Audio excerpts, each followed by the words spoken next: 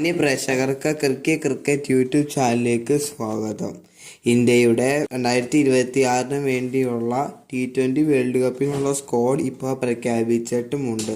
പല മാറ്റങ്ങളും ടീമിലുണ്ട്.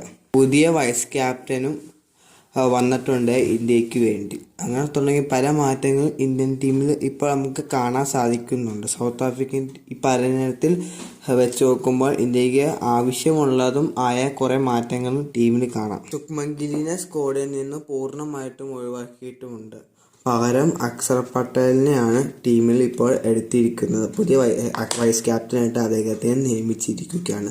സ്ക്വാഡ് നോക്കുകയാണെങ്കിൽ ക്യാപ്റ്റനായ സൂര്യകുമാർ യാദവ്, അഭിഷേക് ശർമ്മ, അക്ഷർ പട്ടേൽ പുതിയ വൈസ് ക്യാപ്റ്റനാണ്. Ishan Kishan second wicket keeper. First wicket കീപ്പറായിട്ട് സഞ്ജു സാംസൺ, വരുൺ ചക്രവർത്തി, കുൽദീപ് യാദവ്, ഹർഷദീപ് സിംഗ്, ഹർഷിത് റാണ, ജസ്പ്രീത് ബുംറ, തിലക് വർമ്മ, ഹർദിക് പാണ്ഡ്യ, ശിവൻ ദുബെ, വാഷിംഗ്ടൺ സുന്ദർ ഈ തുടങ്ങിയ മാറ്റങ്ങൾ ഒക്കെ ആയിട്ടാണ് ഇപ്പൊ ഇന്ത്യ ഇറങ്ങിയിരിക്കുന്നത്. കഴിഞ്ഞ പതിനെട്ടിൽ വെച്ച് നോക്കുമ്പോൾ ഇന്ത്യ കുറെ കാര്യങ്ങൾ പഠിച്ചിട്ടുണ്ട്. പഠിച്ചതിലാണ് കൂടി ഇന്ത്യ മാറ്റത്തിലേക്ക് വിളിച്ചിട്ടുണ്ട്. പൂർണ്ണമായിട്ട് ഇഷാൻ കിഷനെയാണ് വിളിച്ചിരിക്കുന്നത്. അദ്ദേഹത്തെ ഇപ്പൊ 2 കൊല്ലമായിട്ട് ഇന്ത്യൻ ടീമിൽ കളിക്കാൻ അവസരം കിട്ടിയിട്ടില്ല. ഇന്ത്യയിൽ ഇപ്പൊ ടീമിൽ പല മാറ്റങ്ങളും കാണാൻ സാധിക്കുന്നതാണ്. അപ്പൊ അടുത്ത T20 വേൾഡ് കപ്പ് പ്രഖ്യാപിച്ചുകൊണ്ട് തന്നെ മാറ്റങ്ങളാണ് നമ്മൾ കാണാൻ സാധിക്കുന്നത്.